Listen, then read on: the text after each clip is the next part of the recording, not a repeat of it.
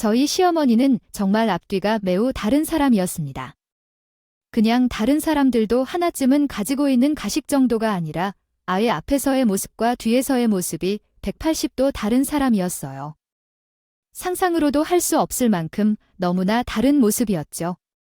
시어머니의 실체를 알게 된 이후로 참으로 마음을 많이 고생하게 되었습니다.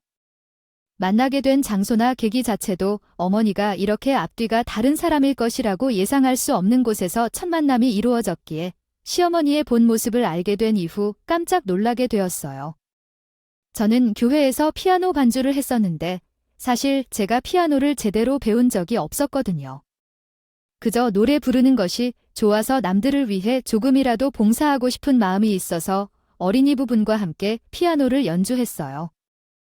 찬양 때 서든 솜씨로 반주를 하는 그런 사람이었어. 누가 강제로 시킨 것도 아니었고 제게는 좋아서 하는 일이었기 때문에 혼자 몰래 피아노 연습도 하고 그랬지요. 사실 저는 고아원 출신입니다.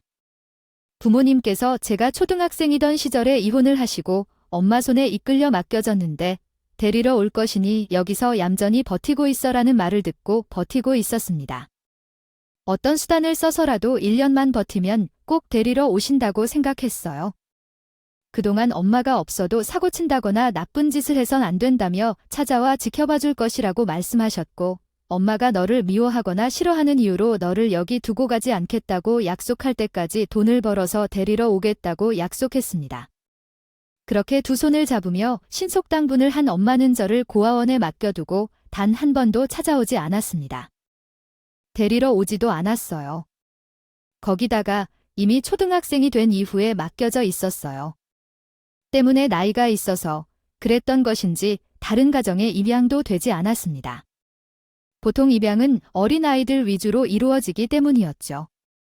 부모에 대한 기억을 가진 아이보다는 아무 기억도 없는 어린아이들이 입양하기에 더 좋다고 생각했기 때문이었어요. 제 나이는 입양하기에 이미 애매해진 나이였고 아우리치 활동을 오시는 분들과도 잘 어울리지 못했어요. 왜냐하면 우리 엄마가 나를 데리러 오겠다고 했기 때문이었어요. 고회원 친구들 사이에서도 저는 항상 외로웠고 우리 엄마가 나를 찾아오겠다는 생각을 가지며 그 아이들과 어울리는 것을 기피했어요. 다이로 지내던 저도 유독 야외심하게 되었죠. 물어보고 대화할 수 있는 거 아니겠어요. 휴가 낸다고 말한 것을 들춰서 꼬리를 잡아서 지금은 뒷북을 친다고 해도 형은 결코 그렇다고 죽을 이유가 없다며 나오는데 엄마는 어쨌든 다 맞춰주라고 말해놓고 와. 지금은 제가 정말 모르겠어요. 일단 어머니가 얘기하러 가겠습니다. 제가 가볼 테니까 아저씨를 달래 봐주세요. 그리고 병원에서 시어머니를 돌보면서 어째서 그런 자세로 형님을 설득하려 들이느냐는 그 이유를 알게 되었습니다. 어머니가 하신 말씀은 세상 어떤 것과도 바꿀 수 없는 소중한 생명을 얻는 것이었고요. 우리 아이들이 그저 싫다는 이유로 목숨을 걸고 나온다는 걸 제가 알았어요. 죽을 수 있는 소리까지 들었지만 수술대에 누워있다가 제가 이대로 죽어도 좋다고 하니 어린이만 살려주길 바랐어요. 지금은 세상이 나아지긴 했지만요. 종교를 믿게 되어 교회에 다니게 되었고요. 받은 은혜에 보답하고자 봉사하고 싶은 마음에 교회 피아노 반주를 하면서 시어머니를 먼저 만나게 되었습니다. 어머니 말로만 듣던 초등부 찬양을 반주하시는 아가씨 맞지? 이름이 뭐였더라? 아이 영씨 맞지? 내가 얼마나 궁금했는지 몰라요? 우리 구역 집사님들이 그러는데 아영씨가 참하고 예쁘고 순진하다고 하셔서 궁금했어요. 아, 그 사람들이 그렇게 칭찬하는 사람들이 아니거든요. 아니라고 생각했었는데 좋게 봐주셔서 감사합니다. 어르신들이 그렇게 칭찬해 주시는 걸 몰랐어요. 앞으로도 교회에 열심히 다니며 이렇게 봉사하면 되는 거죠. 그래요. 봉사한다고 나한테 떨어지는 게 있는 건 아니지만 열심히 살아가는 게 중요한 거니까요. 부모님이 안 계신데도 불구하고 평일에는 열심히. 회사 다니는 사이 수요 예배와 금요 예배에 참석하지 않는 법도 없고 주말에도 교회에서 봉사를 한다는데 어떻게 궁금하지 않을 수 있겠어요? 내가 반드시 한번 만나보고 싶었는데 이 교회에는 아무도 아영 심원한 사람이 없다고 하더라고요. 그런데 말씀하시면서 호감을 준다는데 우리 교회는 상당한 규모를 자랑하는 교회인 것 같아요. 같은 시간에 예배를 참석하는 것이 아니라 서로 교인들끼리 서로 얼굴도 모르는 경우가 많아서 그런 대규모 교회였어요. 어르신들께서는 나를 멋지게 봐주셨다면 이야기를 듣고 얼굴 한번 보고 싶은 사람이 나타날까 생각했어요. 감사한 마음은 들면서도 이렇게 얘기하는 어르신이 처음이라 어색해하고 계신데 시어머니가 그러더라고요. 요즘에는 우리 아들이 직장을 찾고 있는데 사람의 배경이 중요한지도 몰라요. 참 예쁘고 예에 바르다면 좋은 일이지. 그래서 말인데 혹시 우리 아들과 한번 만나보기를 생각해 보시는 건 어떠신가요? 아이영 씨도 이번에 같은 종교를 믿고 신실한 집안에 시집가는 게 좋잖아요. 우리 아들과 당장 결혼하라는 게 아니라 한번 만나보는 건 어떠세요? 당연히 저는 부스에 앉아 몇 번이고 거절을 해왔는데 자꾸 어디서 나타나서 아들과 잘 어울릴 것 같다고 말씀하시는 게 거꾸로 나타나서 찾아와서 은근히 옆구리를 콕콕 찔러서 제 연락처는 어떻게 알았는지 나중에는 문자 메시지도 꾸준히 오더라고 해요. 우리 아들이 이상한 사람은 아니니까 딱 한 번만 만나봐. 제가 너무 졸졸 쫓아다니면서 귀찮게 하지는 않을 텐데 이래서는 안 되겠죠? 근데 아윤 씨가 너무 마음에 들어요. 그래, 내 며느리가 되었으면 좋겠어. 말도 많고 말도 적지 말고 한 번만 만나보고 싫으면 그 이후로 내가 귀찮게 하지 않을 거야. 시어머니는 한 번만 만나보고 결정하라고 해서 알겠다고 대답했어. 한 번만 봤는데 싫으면 귀찮게 하지 않겠다고 했으니까. 그런데 정말 만나보니까 이게 나쁘지 않더라고. 게다가 나에게 마음이 끌렸는지 뭔지 한 번 만나고 이후로 꾸준히 연락하는데 남편의 수혜 같은 굳은 성격에도 호의를 느끼게 되었어. 사실 같은 교회 사람과 연애를 하는 거라고 말하지만 나는 평생을 외롭게 지냈고 마음이 한 번 들어가 버렸으니까 걷잡을 수가 없었어. 그래서 연애를 시작한 거야? 우리는 연애를 한 지 1년이 지나서 다니던 교회에서 결혼식까지 함. 지금은 그렇게 말하지 말고 내가 마음에 드는 대로 살아봐. 넓은 길로 가서 새로운 삶을 시작하면 되지? 응, 어려운 일이 있으면 내가 함께 도와줄 테니 집 문제가 해결되면 다른 문제는 없을 거야. 그럼 이젠 정말 결혼을 할 차례야. 결혼해야 해, 그렇게. 그 다음 저와 함께 미래를 걱정해보자. 우리가 오해를 풀고 이야기를 나누고 있는데 아이고, 참 잘했어요. 감사합니다. 생각하면서 이런 대화를 하면 됩니다. 그렇게 생각해도 그 말을 듣게 되면 형님의 결혼 문제가 어떻게 해결되었는지 알 수 있습니다. 한 뼘의 안도가 됩니다. 그렇지만 형님이 있던 것들을 모두 잃은 듯이 뿌듯한 표정으로 가방을 들고 나오더니 간신히 절을 하더군요. 이렇게 되면 어떡할지 알 수 없지만 정중하게 말을 꺼내고 있어요. 그러나 제게는 정상적인 인사를 하지 않네요. 그쪽도 결혼할 생각인지 아직 말하지 않으셨군요. 저희가 결혼하면 잠시 후에 결혼할 것입니다. 교회에서 제가 옳은 건데 혼주석도 비어있고 결혼할 때 불을 치는 척도 전혀 없었기 때문에 교회 사람들 사이에서도 저가 고아인 이의 소문이 나게 되었어요. 시어머니에게 제가 고아인 며느리를 들렸다며 물어보는 사람들도 있더라고요. 그때마다 우리 시어머니는 사람 좋은 얼굴로 아무렇지 않게 말했어요. 어머, 고아인 게 뭐 어때서요? 요즘은 부모 밑에서 자라도 계잡 아닌 애들이 얼마나 많은데 우리 며느리는 성품이 바르잖아요. 애가 참 착하고 신실해요. 저는 시어머니의 가면을 쓴 모습이 진짜 모습인 줄 알았는데 전혀 아니었어요. 시어머니는 제가 남편과 결혼 생활을 시작하자마자 저를 종부리이씨 부려먹기 시작했거든요. 우리 시어머니가 신실하게 교회를 잘 다니고 있었다고 했었잖아요. 거기다가 고아 며느리를 들였다는 사람들의 치켜세움에 심취해서 교회에서 행사가 있으면 무조건 저를 데리고 다니기 시작했어요. 저는 이미지 메이킹용 며느리였던 대인배라고 칭찬을 할 때마다 전 옆에서 인형처럼 방긋 웃어야 했죠. 어떻게 곱게 키운 아들을 고아랑 결혼시킬 생각을 했어? 아이 물론 뭐 고아가 흠은 아니라지만 그래도 집안 빵빵한 여식이 결혼시키려 할 줄 알았는데 말이야. 사람이 참 모르는 거야. 그래서 우리 며느님은 어떻게 계시세요? 결혼 생활은 편안하고 그러며 어머님께서 얼마나 저를 살펴주시는데요. 제가 하고 싶은 거, 가지고 싶은 것이 있으면 하나하나 챙겨주셔서요. 저 참 결혼 잘한 것 같아요.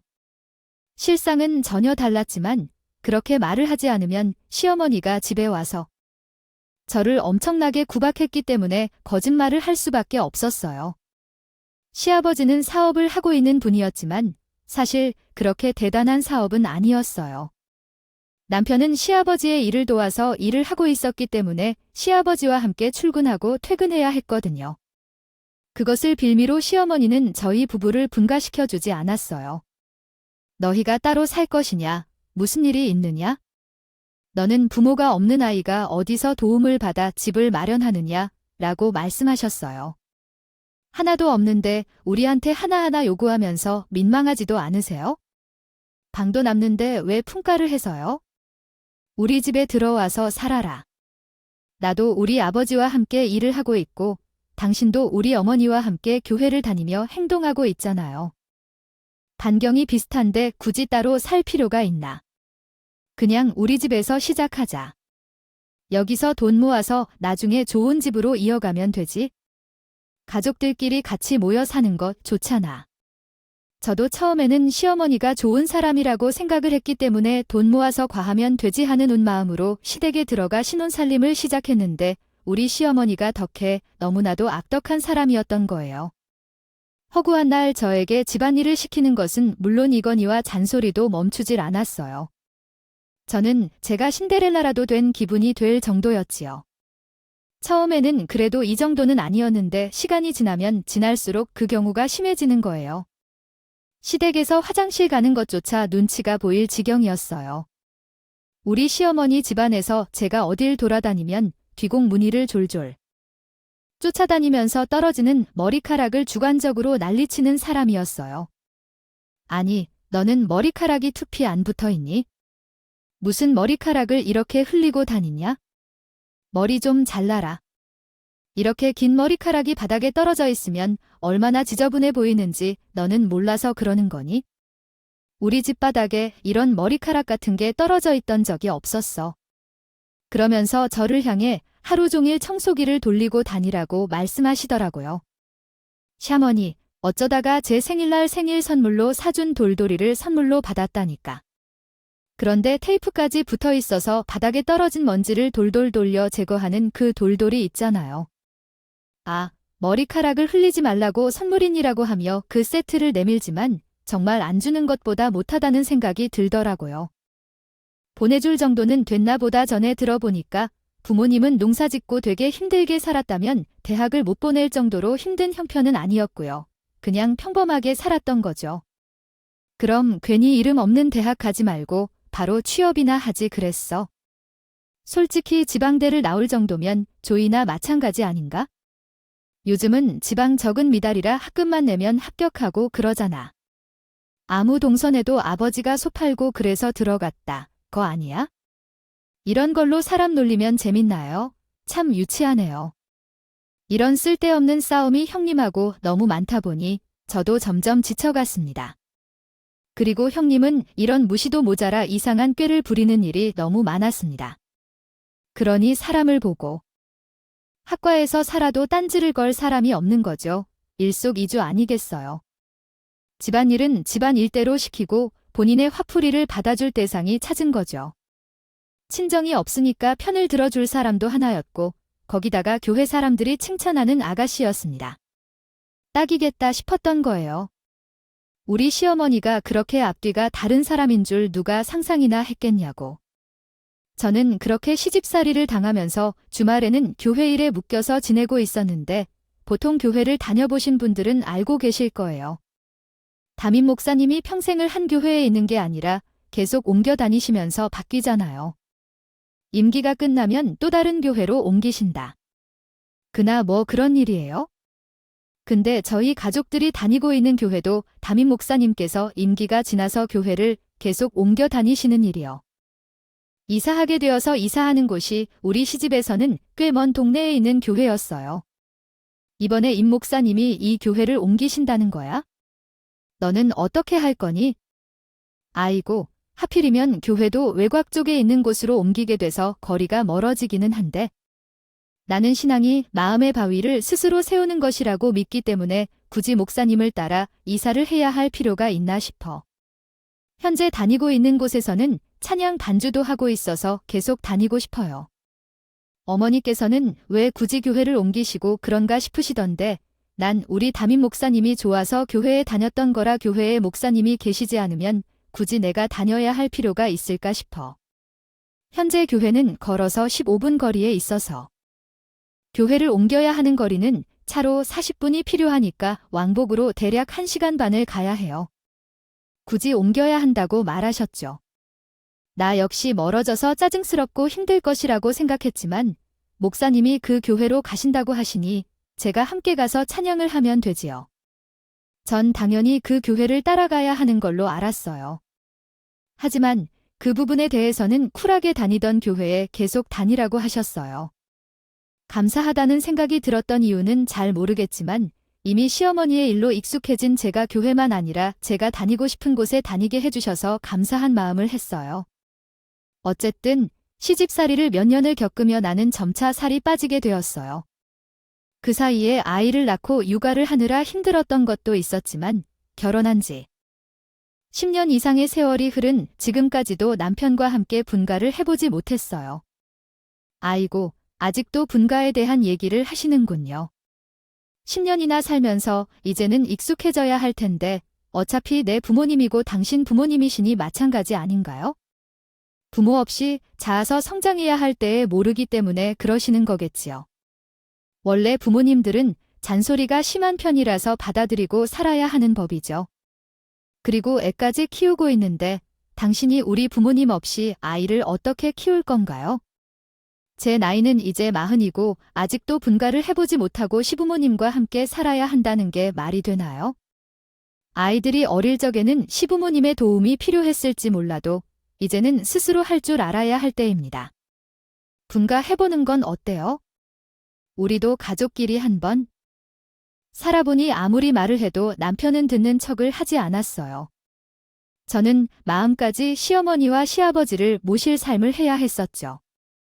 10년 동안 시어머니 집에서 살았다고 적응되었다면 참 좋겠지만 이 시어머니 집에서의 삶은 매번 같은 상황을 반복해도 적응이 되지 않았어요. 더구나 내가 술을 간파하는 대로 다른 참신한 방법으로 저를 괴롭히더라고요. 이번 주에 우리 집에서 구역 예배를 드린다고 하더라고요. 알지, 게스트들이 우리 집에 방문하여 예배를 드리는 거죠. 그걸 해야 한다는 거 알죠? 아, 그리고 손님들이 오면 제대로 된 음식이 준비되어야 해요. 우리 며느리의 손재주가 정말 대단해서 차량, 음식 모두 잘 준비가 되어 있으니 요런 배달 음식 시키지 말고 몇 분 정도 오시겠다고 하셨는지 몇 명 오시는지 알았어요? 많이 양보해 들어온 사람이야.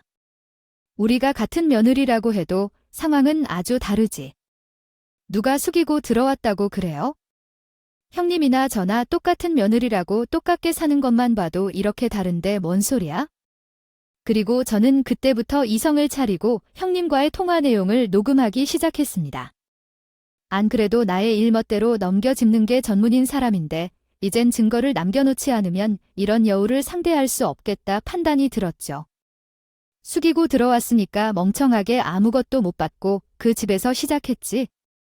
저더러 멍청하다고 비웃기 시작하는데 문득 결혼 전에 온 가족이 나서서 형님한테 사정하던 그때가 생각이 나더군요.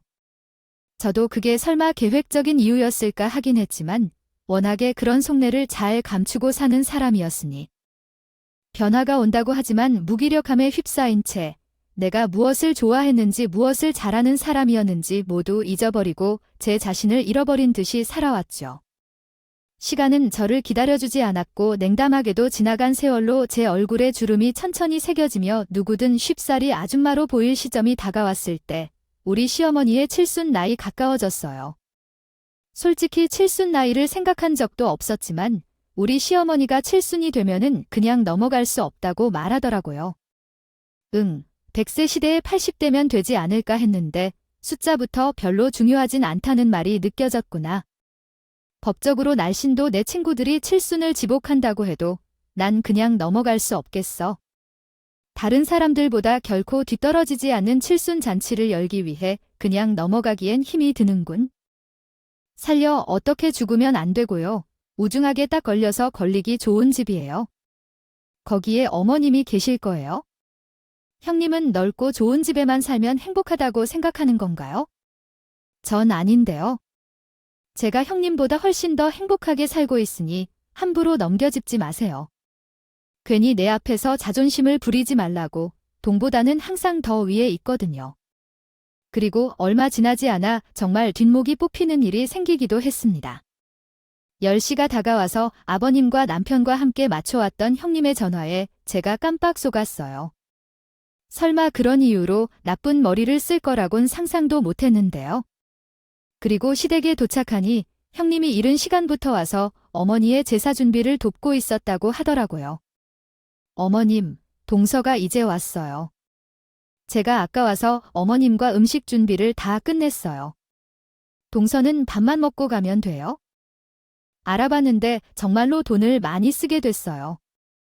어머니, 몇 군데 알아봤는데 돈을 얼마나 쓰실지 알려주시면 좋을 것 같아요. 호텔에서 칠순전에 하는 것은 보통 많은 돈이 들어가는 것이라고 해요. 장식 하나하나 비용이 추가되고 식사 비용 같은 것도 코스 요리에 따라 가격이 달라집니다. 이런 것들을 어떻게 준비하는 것이 좋을까요? 그래도 내 생일인데 성대하게 하려면 많은 돈이 들겠지만 그 돈을 쓰는 게 아깝지 않아요. 최대한 사치스럽게 준비하도록 노력해 볼게요. 억지로 넣어야 될 것 같아도 시아버지가 아마 돈을 다 지원해 주실 거예요. 우리 남편도 요코야 후이가 하는 것을 싫어하니까 나도 무엇이든 할 때는 비상금이 있으니까 걱정 마시고 준비해 주세요. 어머니, 만약 내가 아이들을 키우면서 도와달라고 부탁할 때나 분가하고 싶다는 말도 할 때가 있을 텐데요. 한 번도 듣지 않으시고는 칠순잔치에 들어가는 돈을 감당하신다 그러시다니 정말 서운하네요. 저는 돈이 부족해서 빌빌 불평할 때 모른 척 하셨으면서 제 생일 잔치에 돈을 쓰겠다는데, 갑자기 왜 그런 말씀을 하시는 건가요? 어이가 없어요.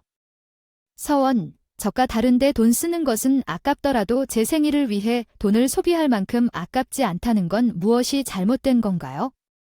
너는 지금 내 앞에서 비난하려는 것인가요? 제가 하는 게 잘못된다는 의미입니까? 아이고, 그런 것은 아니에요. 손주들에게 돈을 쓰는 건 아깝다고 말씀하시면서도 여기에는 아깝지 않다고 하시는 건 그런 이유 때문이겠죠. 매년 반복되는 생일이라고 하면서 저가 이렇게 서운하다고 처음으로 어머니 하시겠다는 말씀이네요. 나 역시 이런 말은 평소에 전혀 안 하는군요. 잔잔히 들려달래도 되나요? 무슨 일 있는지 우리 집을 다 한다고 하고 와서 보면 배 아프겠지도 모르는데 그냥 찾아보고 들을 이야기도 있고 집 구경도 하고 싶어서요. 형님 말대로 굳이 가서 속상한 일 있을 것 같아서 피한 것도 아니에요. 있었지만 이제 제가 형님을 못 따라간다는 거 인정하려고요. 사실 평소에는 자기 집 넓다는 걸 제게 자랑하고 싶어서 먼저 초대해도 제가 결코 안 가겠다고 했었거든요. 으스대는 꼴이 너무 보기 싫어서 말이에요. 하지만 선뜻 이렇게 먼저 가겠다고 연락까지 한 건 처음인데 형님이 놀란 눈치였어요. 그래도 진심은 아니었지만 그래도 참으로 형님 내가 보는데 빈손으로 가기도 그렇고 해서 나름 신경 써서 성의 표시를 해온 거예요. 속물인 형님은 제가 가져야죠. 간 선물이 그래도 마음에 들었는지요. 금세 기분이 좋아진 것 같아요. 그리고 저는 형님과의 관계를 다시 바로 잡고 싶다는 듯 진솔한 목소리로 거짓 고백을 했어요. 형님, 제가 곰곰이 생각해보니 그동안 형님과 개난기 싸움 하려고 했던 것 같아요. 아래 사람으로서 그러면 안 되는데 이번에 보니 제가 형님과 싸우기엔 안 되는 사람인 것 같아요. 그리고 형님한테 정말 배울 것도 많고요. 어머니에 대한 대우만 봐도 사람을 파악하는 능력과 눈치도 좋으신데 저가 한참 잘못 생각했던 것 같아요. 그래서 이제부터는 형님한테 많이 배우고자 해서 그동안 죄송했어요. 진심이에요. 저도 못 알고 시집와서 그냥 다 받아들였던 게 요새는 후회가 되는 거 있죠. 형님에게 털어놓고 싶었습니다. 이야기할 수도 있었으면 참 좋았을 텐데요. 제가 그래서 그걸 이제야 알았네요. 아, 보면 동서가 좀 맹한 구석이 있더라고요. 제가 계산하고 그런 걸 잘 못하거든요. 사람한테 당한 기분이 딱 좋은 스타일이에요. 그래서 그나마 다행인 건 주제 파악은 잘 되어 있네요. 제가 그래도 한 살이라도 많은 언니였어 그런 걸 잘 보는 편이라서 불쌍한 동서를 도와주려고 했던 거야. 세상 사는데 손해보고 살아서 좋은 게 없잖아요. 나만 바보 되는 거라니까요. 그러니까요. 손에 쥐는 거 아무것도 없이 참 바보 같았어요. 이런 아빠랄지라도 형님처럼 받았으면 좋았을 텐데 아휴, 어리고 순진한 게 죄였어요. 다 하는 거야? 그리고 동서가 몰라서 그러는데 우리 어머니는 잘 공략하면 얼마나 많은 사람을 속일 수 있는지 알아. 이런 이유로 결혼 전에 정리해 놓은 돈을 다 긁어왔어. 쉽게 내주는 성격이 아닌데 굽히는 척하고 들어갔더니 신난 형님은 과거 사실까지 전부 이야기를 해주는 태도를 보이고 있어. 속으로는 녹음을 하고 있으니 그렇게 말하면서 저도 형님의 이야기에 잘 받아줬어요. 아, 전 그런 점에 대해 전혀 몰랐는데 어떻게 다 아시게 됐어요, 형님? 보니까 우리 남편도 잘 모르고 있었나 봐. 어머니의 재산을 근데 내가 돈의 냄새를 맡아서 확인하면 원래 없이 사는 것 같고 그러한 어른들에게서 벌인 돈이 많은 법이라서 사람을 고용해서 결혼 전에 모두 파헤치기도 했어요. 와, 정말이에요. 역시 형님은 배포가 다르네요. 얼마나 모아낼 수 있는지를 확실하게 아는 것이 결혼을 하든 말든에 중요하다고 해요. 할 거 아니야. 그러게요, 형님만. 저도 현명하게 생각했어야 하는데, 그러니깐 지금 제 사는 꼴이 어떻게 모양이겠어요? 아직도 빌라를 못 벗어나고 형님처럼 이런 아파트에 언제나 살아볼 수 있을까요? 그리고 제가 비행기를 막 뛰어줘야 한다는 거예요. 형님은 이런 이야기까지 해주더라고요. 아, 그리고 이건 진짜 비밀인데 동서 입은 무겁지 무슨 뜻인가요, 형님? 저 믿으세요? 궁금하시면 잠도 못 자는데 빨리 말해주세요. 제 입은 무거워요. 내가 그때 남편 말고도 만나던 남자가 한 명 더 있었거든. 근데 그 집 하는 것만 번지를 하지 속이 완전히 빈 것 같아요. 그래서 제가 어머니에게 돈을 있다는 걸 알게 되자 바로 그날 남편에게 술을 먹여서 애를 낳은 거 아니야? 마음을 제대로 질렀어요. 정말이지, 형님 정말입니다. 대단하시고 또 언급하신 내용 중 하나가 있긴 한데 그는 나중에 더 확실해진다면 동서에게 말해주겠다고 했어요. 우리 어머니는 겉으로는 좋은 사람처럼 보이지만 그 노인의 지갑을 여는 것이 보편적인 일은 아니거든요. 하지만 사람들은 모두 다 어떤 약점이 있기 마련이에요. 거기서 쿡쿡 찔러주면 돈이 나온다고 그래서 주인의 성공이 있었어요. 하지만 아직도 20평짜리 빌라에서 벗어나지 못했어요. 아, 저도 조금은 그런 걸 알았으면 좋았을 텐데요. 우리는 받을 것이 아무것도 없었었거든요. 당연한 일이었어요. 그때는 제가 다 긁어서 줄 것도 딱히 없었을 거예요. 그런데 그 이야기를 듣고 보니 그렇게 속을 챙기는 사람들이 아직도 시어머니에게 극진이 되는 이유에는 뭔가의 속내가 있다고 생각해요. 저는 형님께서 지금까지 어머니에게 잘해온 이유가 어떤 특별한 이유가 있음을 느꼈어요. 그렇다면 왜 깡통 찬 노인을 내가 대우해 주어야 할까? 알아보고 쓸모가 없다면 대충 정리해야지. 나중에 나올 것도 없는데 우리만 손해볼 일이 있어? 그래서 동서도 줄 잘 써 나한테 저를 오늘부터 무조건 형님 줄이죠. 그날부터 형님과의 관계는 언뜻 단단해 보였으나 서로 대면할 때 서로 친해지니까 한없이 피곤한 일이 생기더라고요. 형님은 밤낮으로 제게 전화하고 쓸데없는 이야기를 2시간씩 떠들어대는 겁니다. 그걸 들어주는 것도 보통 일이 아니더군요. 그래도 전 꾹 참으면서 마음속으로 이 한마디를 새겼습니다. 하나를 얻기 위해서는 다른 하나를 잃어야. 그렇게 매일 형님의 인생 강의를 들으면서 귀에 피가 나겠다 싶을 때쯤 집안에 큰 사건이 생기고 말았습니다. 그 시작은 어머니가 몸 상태가 안 좋은 것 같아서 병원에 다녀와야 한다는 얘기에서 시작되었어요. 처음에는 별일 아니라고 생각했는데 생각보다 어머니의 상태가 많이 안 좋았던 거예요. 큰 병원에 가보라는 의사 선생님의 이야기에 어머니도 겁이 났는데, 그런데 중대한 이야기를 저만 따로 불러서 듣게 됐어요. 병원에 가니까 당장 검사하자고 하더니 나중에는 큰 병원으로 가라고 하더구나. 그날 어머니가 손을 떠는 모습을 처음 봤는데 어머니 말에 너무 놀라 돌이킬 때린 것처럼 잠시 멍하다가 다시 정신을 차리고 어머니께 물었어요. 어머니, 빨리 같이 가서 검사부터 받아봐요. 제가 예약부터 할게요. 예, 근데 나이에 수술하려고 하니까 괜히 겁이 나요. 돈도 그렇고 어머니를 빨리 병원에 데리고 가서 상태를 확인해봐야 해요. 봐야 해요. 이 상황에서 돈 걱정을 해야 해요. 그래도 이럴 때는 며느리가 좋긴 좋구나. 아들한테는 못할 말도 할 수 있고 당장 화부터 낼 게 뻔해서 일단 너만 불렀어요. 차마 입이 안 떨어지더라고 병원에서 연락해 주겠다고 하는데 아유 그냥 왔어 그 이한테는 제가 말해도 돼요? 근데 왜 오늘 형님은 안 부르셨어요? 그런데 그때 어머니가 눈물을 훔치지 말고 절 보며 이렇게 말하는 겁니다. 어디 여행 간다고 하는 것 같아서 신나서 가는 애한테 안 좋은 말해서 괜히 마음을 무겁게 할 것 같더라고. 그래서 내가 너한테만 따로 부탁하려고 이렇게 부르는 거야? 일단 검사 결과 나오기 전까지는 너랑 나랑만 알고 있자. 그래도 저랑 같이 가는 거예요. 하셨죠? 아파도 아프다는 이야기도 못하고 눈치 보는 어머니를 보니 제 마음이 더 아플지라도 그래도 남편보다 며느리가 일을 먼저 하는 것이 더 나을 것 같다고 생각이 들어 형님이 돌아오자마자 집을 찾았습니다. 거기서 심각한 상황을 형님께 알렸어요. 그때는 형님과 나는 서로 친하지 않았고 그런 것도 없었습니다. 그때는 동변상련의 마음뿐이었죠. 형님 어머니가 병원에 가셨는데 상태가 많이 안 좋은 모양이었어요. 큰 병원에 가보라고 말했다는데 형님과 나만 알고 있어요. 일단은 그리고 우리는 미리 수술비 정도를 같이 준비하는 게 좋겠다고 생각하지만 수술비가 갑자기 어떻게 된 거지? 그래도 수술이 가능하다면 다행입니다.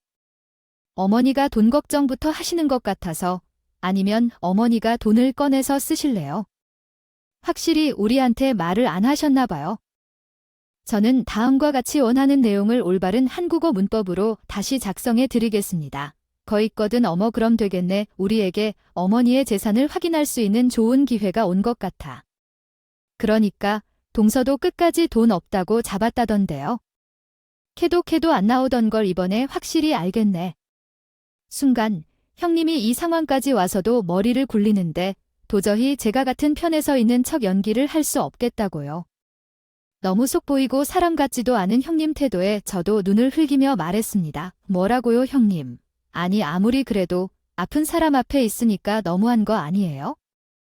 어머니가 수술할 수도 있다는데 갑자기 재산 캐보자는 이야기가 어떻게 먼저 나와요?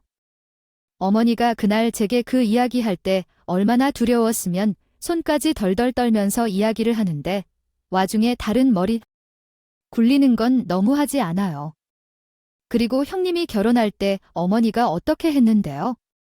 이 집도 그렇고 전제 내준 것나 다름이 없이 해줬다면 형님도 이럴 때 갚아야죠. 사람이라면 내가 그걸 왜 갚아야 하고 자기가 속아서 준 돈을 왜 내가 갚아야 하냐고. 그리고 사람 아니어도 그러니까 안 갚아도 되지? 진짜 부끄러운 줄 아세요? 그리고 요즘 나도 돈이 들어갈 때가 많아서 마음은 도와주고 싶은데 그럴 수가 없네? 우리가 한창 학원 다니고 있는 때라서 돈 많이 들어가니까 아직 줄밖에 없으니까 훨씬 여유가 없네요. 그러니 정말 안타까우면서 주던가 그냥 내 얘길 때는 돈이 있는 여행 다닐 돈은 있고 어머니의 수술비를 낼 돈은 없다고 하네요. 그게 말이 돼요? 그리고 최근에 차를 바꿔서 돈은 생기고. 없네. 어떻게 해야 나는 형님 말에 너무 화를 내어서 제 정신을 잃었습니다. 더는 이런 여자에 대해 대우할 필요가 없다는 생각이 들었어요. 그리고 방금 자기로부터도 분명히 사람이 아니라고 말했잖아요. 야, 너 같은 걸 형님이 사람 취급한 게 아깝단다 또. 어머, 너 미쳤어. 이게 무슨 버릇이야? 그래 미쳤다 어쩔래? 그리고 너 2번 다시 어머니 앞에 나타나 알랑방귀 끼는 며느리 노릇하지 마라. 나 지금 당장 내가 한 말을 다 식구들 앞에서 알리겠어. 너를 잡으려고 호랑이 굴에 들어왔는데 더러워서 여기 더 이상 못 있겠다. 뭐야, 녹음. 저게 죽이려고 한 건가? 얘야, 거기 안에 있어, 해봐, 아주. 오늘 이야기는 이렇다. 형님은 갑자기 나를 쫓아왔다. 머리카락을 잡으려고 팔을 뻗기 시작했지만 그 순간 갑자기 누군가가 우리 사이를 뛰어넘었다. 그 사람은 손나라였다. 그래서 손지으라고 확 부러뜨리기 전에 자우 내 팔이 부러지네 라고 소리쳤다. 형님은 누군지도 모르고 욕을 하며 아수라장이 되었는데 다시 정신을 차리니 우리 사이를 침범한 사람은 시어머니였다. 형님이 멀리 나가는 것을 보며 시어머니는 평소와는 다른 비장한 표정으로 형님을 쳐다보며 어머니 언제 오셨어요? 아니, 동서가 저한테 반말까지 하면서 대들어서 한 말인데. 아이고, 그게 출근 과했어요. 어머니한테 이런 모습을 보여서. 죄송합니다. 제가 동서 교육을 제대로 못해서 내가 모를 줄 몰랐어. 너, 아까부터 내가 했던 말이 앞에서 다 듣고 있었다. 실은 내가 둘째한테 그동안 내가 했던 말도 다 받아보고 있었는데 솔직한 말로 둘 다 내가 못 믿겠다. 그래서 둘째도 의심했다. 이런 이야기를 듣고도 혹시나 널 미워해서 가짜로 준 건 아닐까 하고 끝까지 널 믿어보려고 했어. 그래서 이번 기회에 제대로 보고 싶었다는 생각을 했는데 다 가야겠다. 그동안 누가 내 뒤에서 돈이나 떼려고 눈에 불을 켜고 있었는지 아이 확실히 알겠어. 아니, 어떻게 어머니가 그걸 세상이 다 굴러가는 대로라고 생각해? 참, 살기 쉬웠을 거야. 웬만한 사람은 내 눈에 다 멍청해서 내 손에 놀아나고 있는 것 같았겠지? 너는 우리를 내려다보면서 한참을 사는 듯한 것 같은데 그러면서도 내가 지금까지 얼마나 자기를 소중히 여기지 않은 채 살아왔는지를 내가 보여주겠다. 어머니, 무슨 일을 하려고 하는 건가요? 제발 제 이야기 좀 들어주세요. 잘못한 것을 인정하고 있었다가 어머님은 갑자기 어딘가에 전화를 걸기 시작했습니다. 그 상황에서 형님이 일이 분명히 잘못됐다는 걸 느꼈는지 얼굴이 짓누렇게 굳어가고 있었습니다. 그런데 갑자기 단호해지는 시어머니의 목소리는 더욱 높아져 형님에게 들린 듯이 이렇게 말씀하셨습니다. 김 변호사, 자네 지금 뭘 할 수 있는가? 내 명의로 된 아파트 말야. 명예 변경이 급하게 필요해서 그러네. 내가 그때 말했잖아. 이제 자식에게 넘겨주어야 할 때가 온 것 같은데 좀 더 생각해보겠다고. 오늘 확실히 정해졌으니까 빨리 와. 뭐라고요? 명예 변경이요. 어머니, 잠시만요. 참, 맞아. 저도 어머니가 그렇게 켜는 손자 길바닥에 내몰 생각이세요? 아이는 무슨 죄야? 아니, 이 동네에서 낳고 자란 아이를 갑자기 어디로 보내시겠어요? 형님, 그냥 입 다물고 조용히 있으세요. 그 얘가 또 애 앞세워서 머리 굴리네? 어머니, 원하던 대로 아이도 나왔고 아이를 잘 키워보려고 여기 와서 산 것뿐인데 제가 뭘 잘못했는데요? 어머니가 그러시면 저도 어쩔 수 없어요. 그냥 이혼하고 불행하게 키우는 수밖에 없겠죠. 형님은 어머니가 손자한테 약하다는 걸 알고 또 그걸 악용했다고 잘못했다고 싹싹 빌어도 모자랄 판네. 또 애를 앞세우는 걸 보고서 정말 끝까지 이어주는 사람도 아니구나 싶었습니다. 그게 내 약점이라고 생각해서 지금까지 너한테 당했는데, 나도 또 당하고 싶지 않아. 내가 독하게 마음을 먹으면 그렇게 다루는 사람이야. 내 존재가 귀한데도 너에게 상처받지 않을 거야. 어머니, 아이 잘못했어요. 동서가 그저 싫어서 한 말이에요. 내 진심은 아닌 거죠? 어머니가 아파하신다면 몰랐다고 속이겠어요. 첫째 며느리의 장남이니 당분간은 우리가 처리할 일이에요. 듣기 싫다. 곧 변호사가 온다. 경찰이 온다. 복잡해지기 전에 짐부터 빨리 싸는 것이 좋을 거예요. 너도 알다시피 이 집은 아직도 내 집이고 걸리는 일은 내가 책임지니까. 일을 피곤하게 만들려면 계속 붙어 있는 게 좋을까? 좋은 말로 하지 않고 싶어. 형님이 시어머니의 불호령에 당황해서 아무 말도 못하고 변호사가 도착하자 잔뜩 졸아서 순순히 짐을 싸기 시작했어요. 그리고 나가는 뒷모습을 보며도 어머님, 화가 풀리지 않는 것 같더라고요. 화를 쏟아냈어요. 어디로 가야 할까요? 우리 집안을 우습게 알아보고 나중에 이 상황을 알게 된 아주버님께서는 그동안 제가 무슨 일을 했든 녹음 파일과 이날 이야기를 어머니께 전해 들었더니 눈을 질끈 감고 무언가를 결심한 듯 했어요. 그동안 제 형님이 하고 남남처럼 살았던 이야기를 한탄하며 하더군요. 엄마, 잘하셨어요. 사실 그 여자랑 살면서 언젠간 버리고 갈 거라 생각하면서 살았어요. 애 하나 보고 있으니까 아직 어리니까 좀 더 크면 이혼해야지 하고 견뎠던 것 뿐이에요. 엄마가 결정해 준 게 난 더 고맙다는 말이에요. 후련하네요. 이상하게 그리고 재수 씨에게 고맙고 미안하네요.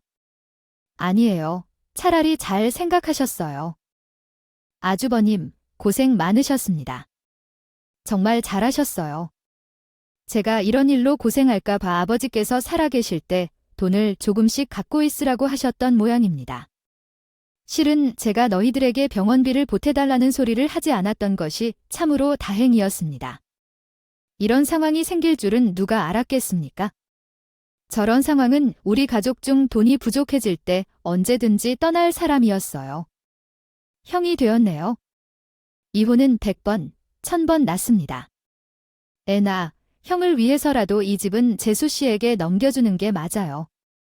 엄마, 그동안 너무 오랜 시간 동안 염치 없이 우리가 즐긴 것도 있었고 늘 마음에 걸렸어요. 알겠습니다. 그러면 형은 어디서 살렀으면 좋겠나요? 우리 집에 들어와서 살면 되지, 무슨 걱정이야. 그 아주버님은 이혼 소송을 시작했고 양육권을 얻기 위해 많은 노력을 기울이고 계십니다. 남편은 그동안 모은 돈으로 새롭게 리모델링을 시작했는데 작은 평소에서 시작해서 그런지 둘이 지내기엔 너무 큰 것 같아서 제가 어머니랑 아주버님께 같이 살자고 오랜 설득 끝에 드디어 다음 달에 온 식구가 한 지붕 아래 살게 될 것 같아요. 이런 기회에 온 가족이 똘똘 뭉쳐서 살아보는 것도 좋은 경험일 것 같다는 생각이 들더라고요. 이런 위기가 아니었더라면 아주버님과 시어머니랑 이렇게 가까워지는 경험은 못했을 것 같아요. 그리고 다행스럽게도 어머니도 아주머님들이 그간 불안한 마음이 사라져서 그런지 수술도 잘 끝나고 이혼 문제도 잘 마무리될 것 같아 이젠 축하할 일만 남았네요. 그리고 전 이번 기회에 하나 배운 게 있는데요. 진짜 가족이 된다는 것은 엄청난 위기에 맞서봐야 하는 것 같아요.